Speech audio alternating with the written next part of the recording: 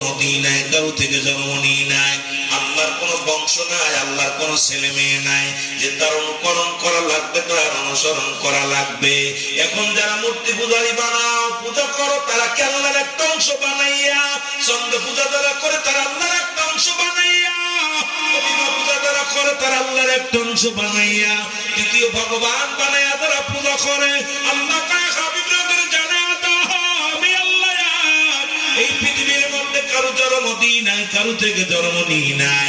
আসমান জমিনের মধ্যে আমার সমতুল্য সমকক্ষ আর কেউ নয়। বল সারা পৃথিবীর মানুষগুলো আমার মুখাপেক্ষী, আমি কারোর মুখাপেক্ষী নাই। জোরে বলেন ঠিক কিনা?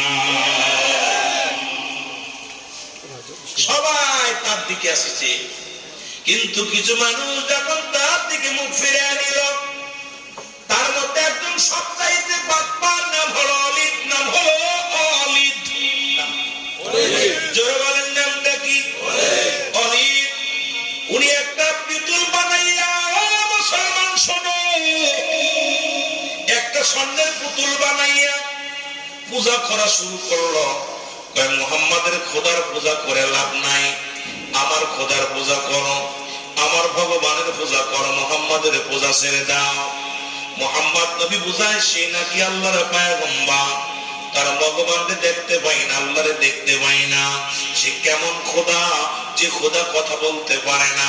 একদিন গভীর রাত্রে অলিদের ওই পুতুলের ভিতর থেকে আওয়াজ আসে, অলিদ, আওয়াজ আসে, অলিদ শোনো। আওয়াজটা বলে জোরে জোরে, আওয়াজ আসে, অলিদ শোনো। এবার অলিদের পুতুলের মধ্যে আওয়াজ আসে, আব্দুল্লাহ থেকে মুহাম্মদ একটা মিথ্যুক কাজ্জাব, মুহাম্মাদের যিনি খোদা তিনি মিথ্যা, মুহাম্মাদের খোদা বলতে কিচ্ছু নাই। জোরে জোরে চিল্লায় বলো নাউজুবিল্লাহ।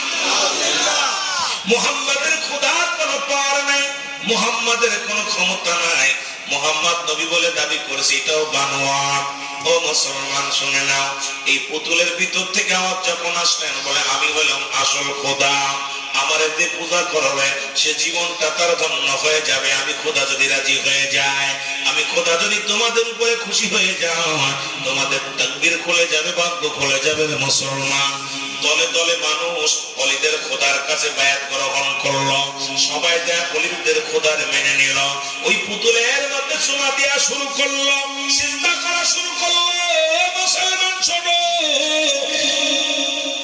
রাহমাতুল্লিল আলামিনের কানে দেয় খবর আসলো, নবী গো, আপনার খোদা তো কথা বলতে পারেন, অলিদের খোদা কথা বলেন। প্রতিদিন রাত্র যখন গভীর হয়ে যায়, অলিদের খোদা তার শ্রোতার সঙ্গে তার দেবতা কথা বলে, কাদের লগে তার সন্তানদের লগে কথা বলে, কিন্তু আপনার খোদা তো কথা বলতে পারে না।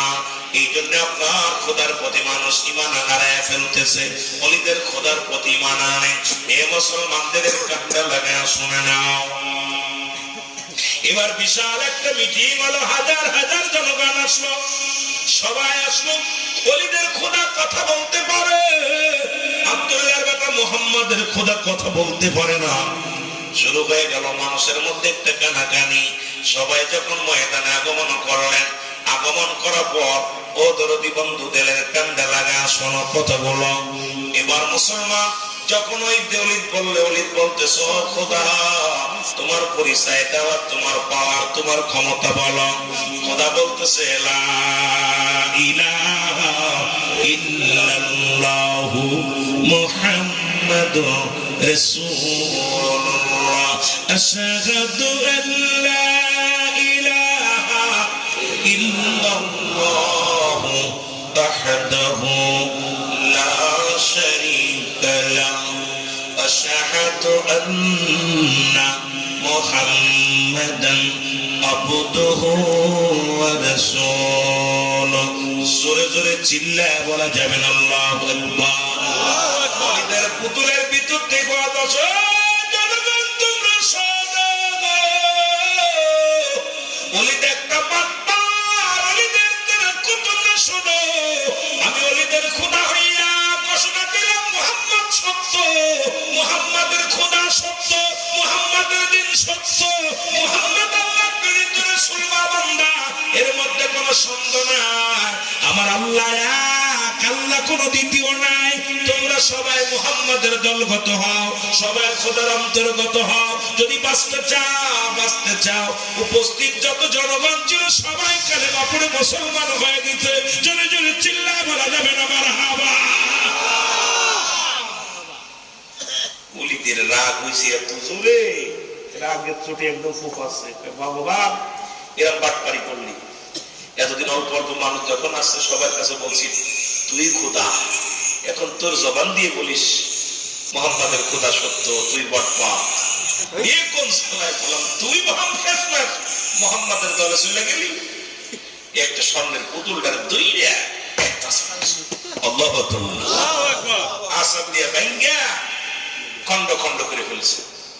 এখন নবীজি সবাইকে বলতেছে আমি আপনাদের কাছে একটা মেসেজ আনছি, সেই মেসেজটা হলো আল্লাহ ছাড়া কোনো মাবুদ নাই, আল্লাহ ছাড়া কোনো ইলাহ নাই, আমি রাহমাতাল লিল আলামিন, আল্লাহই প্রেরিত একজন বান্দা বা রাসূল। তোমরা আমার সঙ্গে কালেমা পড়ো, লা ইলাহা ইল্লাল্লাহু মুহাম্মাদুর রাসূলুল্লাহ সাল্লাল্লাহু আলাইহি ওয়াসাল্লাম। জোরে জোরে চিল্লায় বলা যাবে না মারহাবা। অসংখ্য মানুষগুলো কালেমা পড়ছে, ঈমান আনিয়ে মুসলমান হয়ে গেল। ওলি পুতুল ভেঙে দিল, রাহমাতুল লিল আলামিন মাথা উঁচু করে রওনা দিয়ে দিলেন। বীরের বেশে নবীজি রওনা দিল। মুসলমান জাতি বীরের জাতি, মাথা নত করা জাতি না, এই মাথা শির উঁচু করা জাতি মুসলমান জাতি। নবীজি রওনা দিলেন। হঠাৎ করে দেখে এক বিশাল এক দত্ত, বিশাল একজন জিন, মুসলিম জিন সালাম দেয়, আসসালামু আলাইকুম ইয়া রাসূলুল্লাহ ইয়া হাবিবাল্লাহ, আসসালামু আলাইকুম ইয়া রাহমাতাল লিল আলামিন। নবী বলে তুমি কে গো? আলাইকুম আসসালাম, তুমি কে? বলে হুজুর আমি হলাম জিন জাতির সরদার মুসলিম জিন, আমি বড় আমলদারি নবী গো।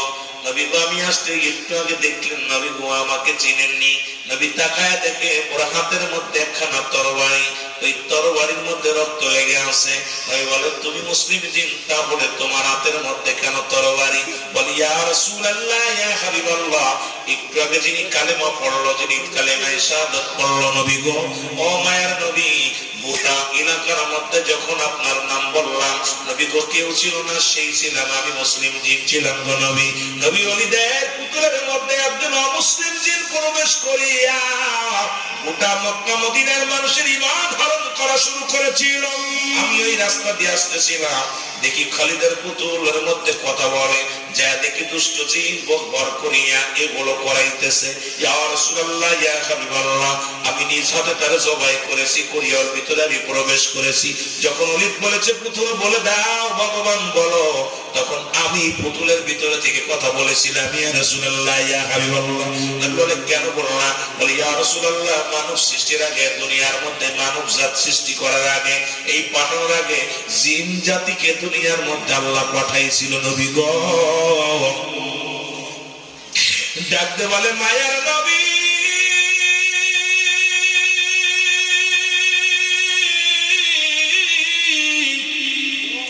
ওই জিন জাতিদের মধ্যে আমি ইমানদার মুসলিম জিন নবী গো, আদম নবীরে বলতে শুনেছি, ইয়া আদম নবীরে বলতে শুনেছি রাহমাতুল লিল আলামিন, ঈসা নবীকে বলতে শুনেছি রাহমাতুল লিল আলামিন, শীষ নবীকে বলতে শুনেছি রাহমাতুল লিল আলামিন, ইব্রাহিম নবীকে বলতে শুনেছি রাহমাতুল লিল আলামিন, মুসা নবীকে বলতে শুনেছি রাহমাতুল লিল আলামিন। নবী গো যত নবী আসছে সবাই তো বলতে শুনেছি আপনার নাম। ও দয়াল নবী গো, কারণ এই পৃথিবীর মধ্যে আপনার দাম, আপনার মান, আপনার শান আল্লাহ এমন ভাবে দান করেছে নবী গো, সব নবীরা আপনার গুণগান গায়, সব আল্লাহ আপনার গুণগান গায়, ফেরেশতারাও গুণগান গায়, আমরা জিনেরাও গুণগান গায় নবী গো।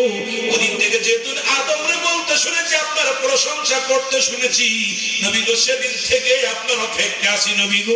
এই জন্য দুশমনের রাসূলকে হত্যা করিয়া দুষ্ট জিনকে আমি দুনিয়া থেকে বিদায় করে দিছি। জোরে জোরে চিল্লায় বলা যাবে না মারহাবা। জিনেও চিনছে, কিন্তু আমরা চিনতেছি না। কথা কইতে নিবা জিনেও চিনছে, মাখলুকাত সবাই নবীকে চিনছে, আমরা চিনি নাই। জোরে বলেন ঠিক কি? আরো জোরে বলেন। আমরা যে তার আদরের উম্মত, উম্মত হইয়া করলাম কি? জোরে বলেন ঠিক কি? দিনের লাগিয়া নবী যায় তায়েফের ময়দানে, প্রচন্ড এক পাথর এসে লাগে নবীজির গায়ে। বলেন জোরে বলেন ঠিক? কত কষ্ট করলেন নবী উম্মতের জন্যে, আমরা যে তার আদরের উম্মত, উম্মত হইয়া করলাম কি? কি করতেছি? সব মুনাফিক করতেছি। বলেন ঠিক? মুসলমান গভীর মনোযোগ। আমি অন্যদিকে নয়, আলোচনা অনেক লম্বা আলোচনা হবে।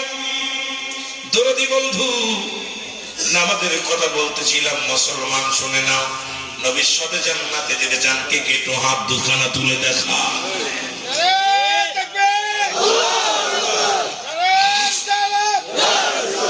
আমার ভাইরা, আমার বন্ধুরা, নবীজি বললেন সাহাবীরা রে, তোমরা কি আমার সাথে জান্নাতে যেতে চাও? সাহাবীরা বলে জি হুজুর।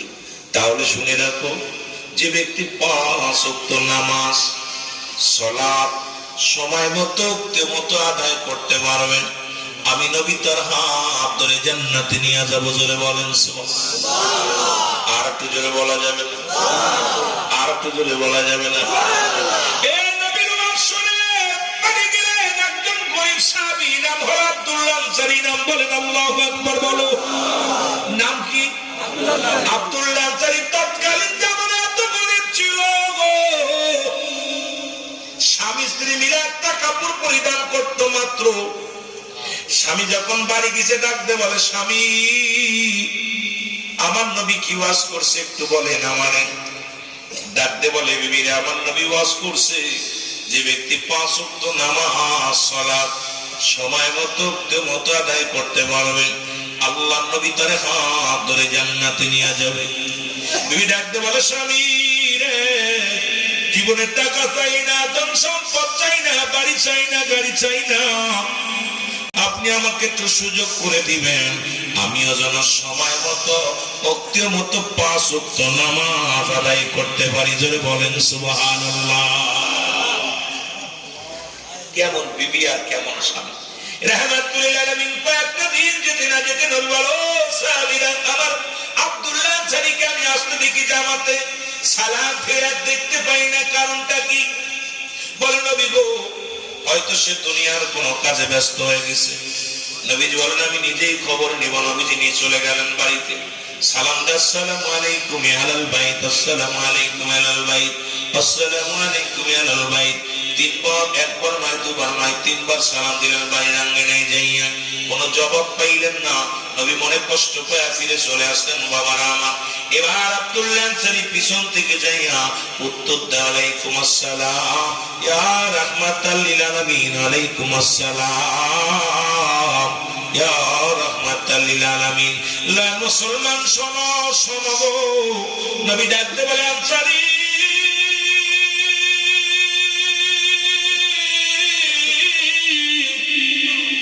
আমি 3 বার সালাম দিলাম, তুমি 3 বারে উত্তর দিলাম, তার মানে আর বুঝতে বাকি নাই তুমি সালাম শুনেছিলে, উত্তর দেও নাই।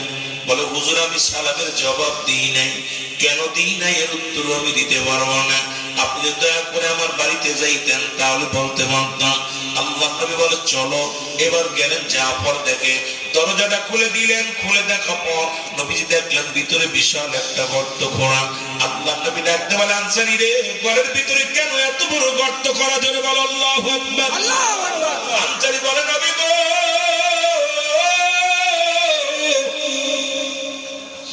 যখন আপনি আমাকে সালাম দিয়েছিলেন নবী গো, তখন আমি গর্তের মধ্যে উলঙ্গ অবস্থায় বসেছিলাম। নবী কয়, তুমি কি শোনাইতে চাও? বলে, নবী গো, আপনার কাছ থেকে ওয়াজ শুনে আসা পর আমার বিবি ডাকতে কয়, আমি রে, আপনি কি ওয়াজ করছে বলো। আমি ওয়াজ করেছি, আপনার ওয়াজটা শুনাইলাম আমার বিবিরে। বিবি ডাকতে পারে, স্বামীর জীবনে টাকা চাই না, ধন সম্পদ চাই না, আপনি একটু সুযোগ করে দিবেন, আমিও যেন 5 ওয়াক্ত সালাত জামাতের সঙ্গে আদায় করতে পারি। ইয়া রাসূলুল্লাহ, ইয়া হাবিবাল্লাহ, এই জন্য আমি যখন আপনি আমার বাড়িতে আসলেন, সালাম দিয়েছিলেন, আমার বিবি তখন ওযু করে নামাজের মধ্যে ছিল, আর আমি গর্তের মধ্যে উলঙ্গ অবস্থায় বসেছিলাম, এই জন্য আপনার সালামের জবাব দিতে পারি নাই। আমার নবী ডাকতে বলেন, আনসারী রে,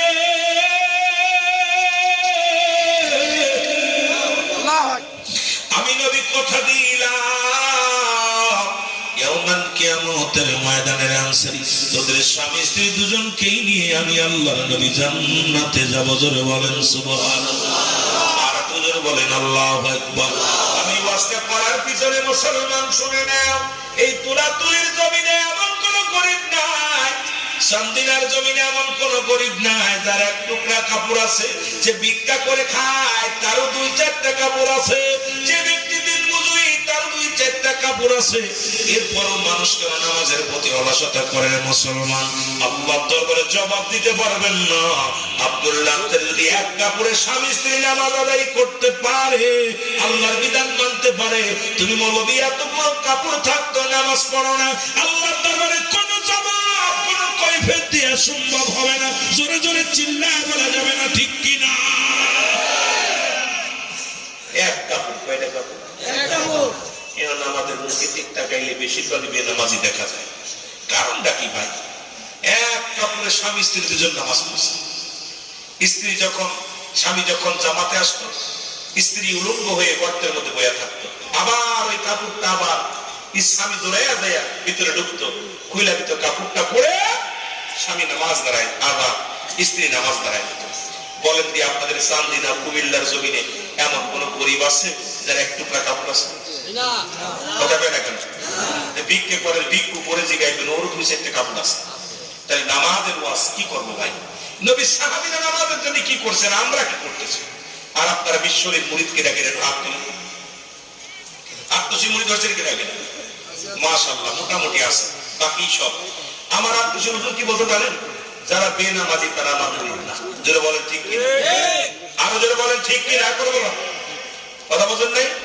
আত্মসী হুজুর কি বলছে? যারা বেনামাজি তারা আমার মুরিদ না। তাহলে পরে আপনি, আরে ভাই মুরিদ মিলেই তো গণ্য করেন, আত্মসী লাভ কি? নামাজ পড়েন, আপনার ফিরে বলছো আমার মুরিদ না, যে কি লাভ আছে? সাথে সাথে আপনার কইবেন, কথা কইতেন না, সাথে সাথে কইবেন। এই যে সালাত, কাফের এবং মুসলমানদের মধ্যে পার্থক্য হলো নামাজ। কাফের নামাজ ছাড়ে, মুসলমান নামাজ ধরে। জোরে বলেন ঠিক কিনা? আরো জোরে বলেন, আরো জোরে বলেন ঠিক কিনা? এ মুসলমান, গভীর মনোযোগ, গভীর মনোযোগ শুনে নাও। আমাদের সেই নামাজের যত্নবান হওয়া লাগবে কি লাগবে না? জোরে বলেন, লাগবে কি লাগবে না? কিয়ামতের ময়দানে সর্বপ্রথম নামাজের এই হিসাব হবে। যুবক, এই নামাজটা তুমি কি জীবনকাল তুমি কেমনে কাটাইলা? আজকে অসংখ্য যুবক, আজকে যুবক গুলো শুধু নারীর পিছে সময় নষ্ট করতেছি, এরপরে আবার বিয়ে শাদী করার পর সংসারের পিছে কাটাইতেছি। একটা কথা ভালো করে বুঝে নিবেন বাবা, আমরা তারপর অন্যদিকে যাই আলোচনা। একটা মানুষের বয়স ধরেন 60 বছর বা 50 বছর, এই 50 বছর যদি হায়াত পায়, তার 25 বছরই ঘুমের মধ্যে চলে যায়। জোরে বলেন ঠিক কিনা? থাকে 25 বছর, কত বছর? 25 বছর থাকে, 10 বছর চলে যায় বাল্যকাল, থাকে কত? 15 বছর। জোরে বলেন কত বছর? 15 বছর চলে যায়। অমুসলমান থাকে কত বছর? 15 বছর। এই 15 বছরের ভিতরে 10 বছর চলে যায় সংসার ধর্ম করতে, বাদান এদিক ওদিকে চলে যায়।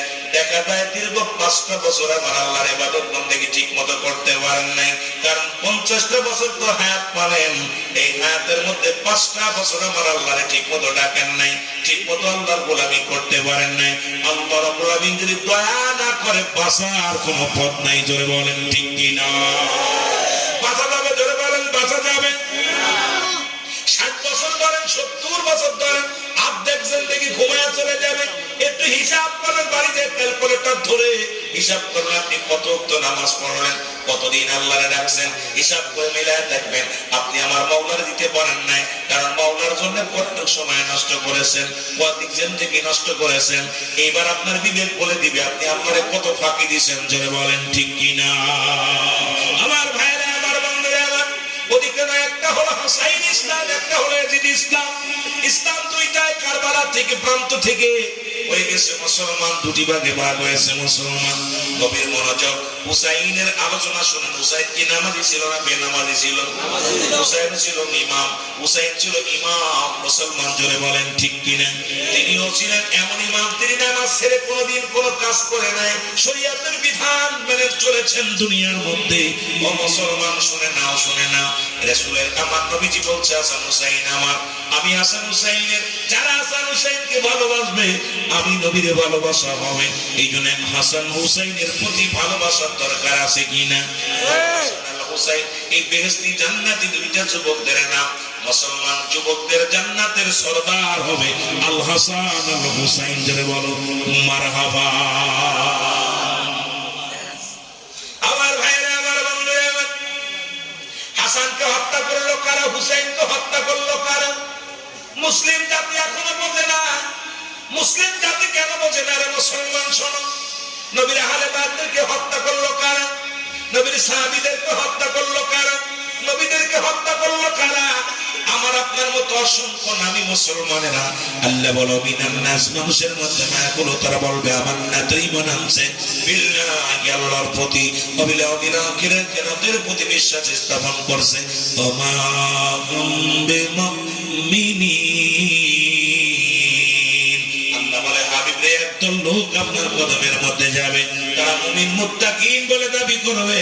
হুজুর শুনে নেন, শুনে নেন, ওই সমস্ত আজকে মানুষের মধ্যে অসংখ্য মুনাফিক আছে, মানুষের লিবাস ধরে, এই মানুষের মধ্যে আছে কিন্তু এখন মানুষ হতে পারে নাই, পশুর খাসলাত পরিবর্তন হয় নাই, জোরে বলেন ঠিক কিনা।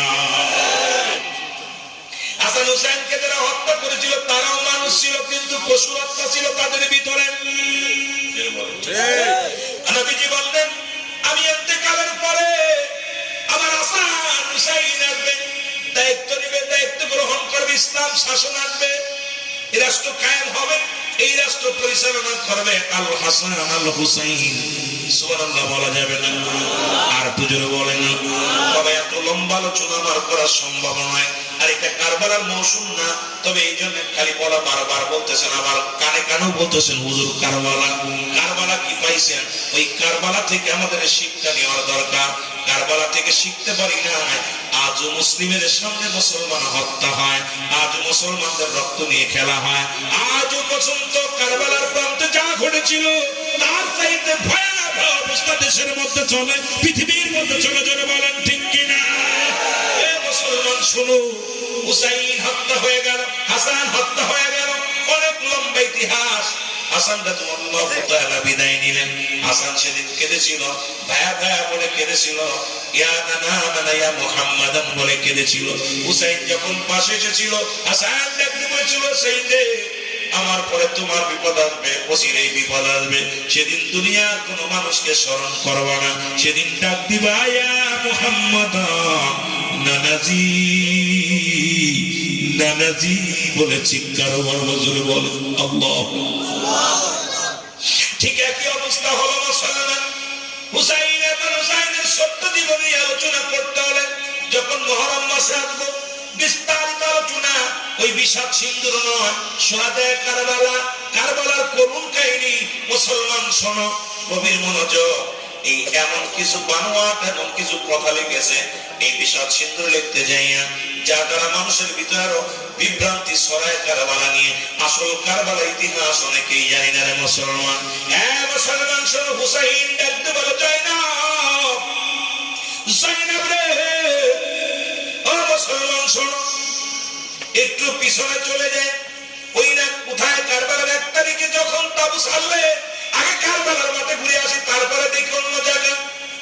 হুসাইন চলে গেলেন 72 জন কাফেলা নিয়ে। কোথায়?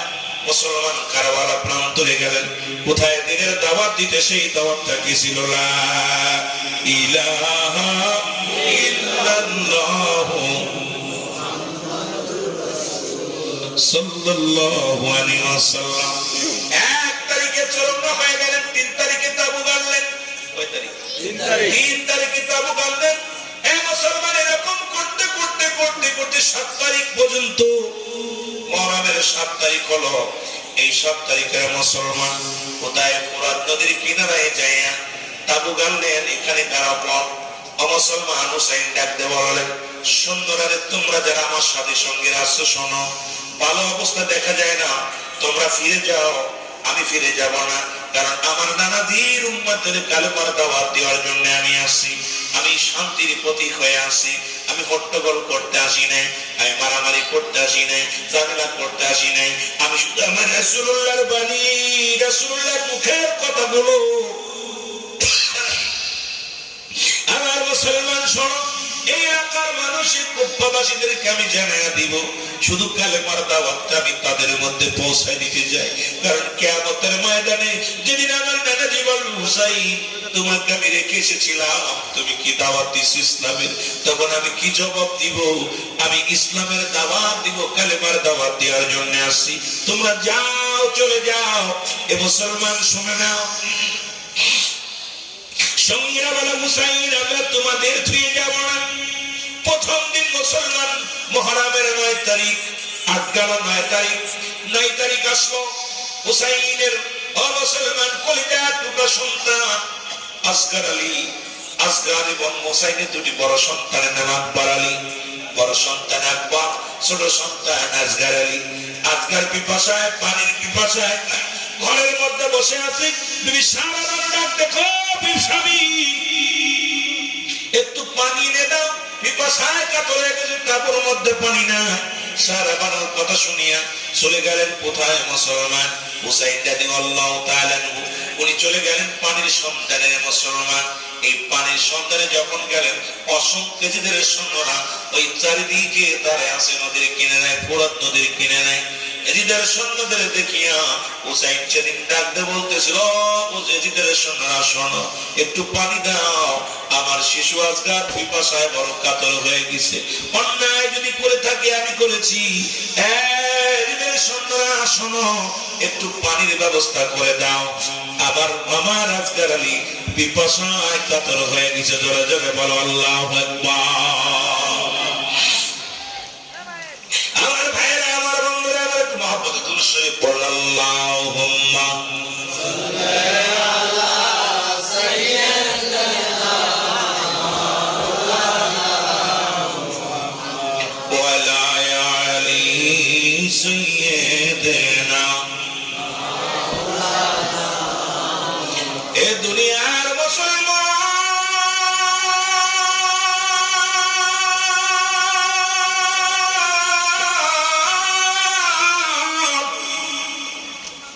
শিশু আসগরকে নিয়ে হুসাইন যখন পানির কাছে গেছে, ফোরাত নদীর কিনারায় যাইয়া পানির জন্য যখন হাতটা বাড়াইছে, ইজিদের সৈন্যদের তীর আসিয়া আলী আসগরের বুকের মধ্যে লেগে গেছে। সঙ্গে সঙ্গে বাবার কোলে ডলে পড়েছে, পানি পান না করে আর রওনা দিয়ে দিছে। ডাকতে বলে, দিদের সৈন্যরা রে, কি করলি তোরা আমার মাসুম বাচ্চা আসগরের চিরদিনের জন্য বিদায় করে দিবি। তীরটা যখন কান্দে বাইর করেছে, সাথে তীরের সাথে কলিজাটাও বাইর হয়ে গেছে। জোরে বলা যাবে না আল্লাহু আকবার। মুসলমান হুসাইন ডাকতে বলে, বিবি কই রে, বিবি কই? আলী আসগরের জন্মের পানি পান করাইছি, আর জীবনে কোনদিন পানি চাবে না, কোনদিন পানি চাবে না। দাদু ভাইরা শোনো, আলী আসগরের জন্মের পানি পান করাই নিয়ে আসছে। শাহবানু ভিতরে থেকে বাইর হইয়া দেখে রে মুসলমান, কলিজার টুকরা সন্তানের রক্ত জমিনের মধ্যে টপ টপ করে ফুটে ফুটে পড়ে। তাকায়া দেখে জিহ্বাটা বাইর হয়ে গেছে, কলিজাটা বাইর হয়ে গেছে। দৌড়ে আসিয়া তাবুর ভিতরে থেকে আসিয়া আমার জননী মুসলমান দৌড়ে এসে বুকের মধ্যে টান দিয়া নেয়। হুসাইন ডাকতে পায়, বিবি রে, আর কোনদিন আমার আলী একবার আর পানি চাবে না, জীবনে আর তোমার বিরক্ত করবে না, দুনিয়ার শেষ পানি পান করে আনছি। কান্না বেরিত মা সারা বারো এত জোরে চিৎকার করে ডাকতে বলে করি কলিজার টুকরা সন্তানের বিদায় হয়ে গেল। মা জননী বড় পাগলের মতো হয়ে গেল। ভিতরের 20 মাসের কামরা থেকে ছুটে আসলো আলী আসগর। আলী আকবর এসে বলে মা কান্নাকারি করো কেন? কয় বাবা রে দেখ, তাকায় দেখ, আলী আসগর আর দুনিয়ার মধ্যে যাই। আলী আকবর বুকের ভিতরে নিয়ে কোলের ভিতরে নিয়ে ডাকতে বলে বাইরে তুই আবার এতিম বানায়া চলে গেলি রে ভাই। রক্তে সইয়া কসমকে বলে আলী আসগর রে যতক্ষণ পর্যন্ত আমি রক্তের প্রতিশোধ না নিতে পারবো এক গ্লাস পানিও পান করবো না। জোরে জোরে চিল্লায় বলা যাবে না মারহাবা।